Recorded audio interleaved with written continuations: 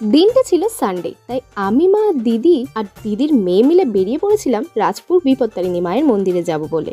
এর আগে তোমরা দেখে থাকবে 1 জানুয়ারিতে আমি গিয়েছিলাম। আসলে আমরা সময় পেলেই এখানে চলে আসি।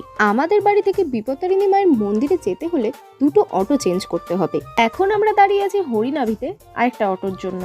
অটোতে বসেই আমরা জানতে পারি যে বিপত্তারিণী মায়ের মন্দির এখন বন্ধ রয়েছে। শুনেই তো মনটা খুবই খারাপ হয়ে গেছিল। এত দূর এলাম, পুজোটাই দিতে পারবো না। কিন্তু না, মা আমাদের কথা শুনেছেন। এটি হলো বিপত্তারিণী চণ্ডীবাড়ি। প্রত্যেক বছর শিবরাত্রিতে এখানেই মায়ের পুজো করা হয় আর মন্দির বন্ধ থাকে। এখানে বেশ বড় করে শিবরাত্রি উৎসব পালন করা হয় ও পাশে মেলাও বসে। এখানেই যখন পুজো করা হচ্ছে তাই আমরা এখানেই পুজোটা দিয়ে দিলাম। ওই যে আমার মা আর দিদি এখন ভিতরে পুজো দিতে গেছে। মন্দির খোলা থাকলে আরতিটা দেখতে পেতাম এবং সময়টা কেটে যেত, কিন্তু যেহেতু বন্ধ রয়েছে তাই পুজো দিয়েই আমরা বাড়ি চলে গেলাম।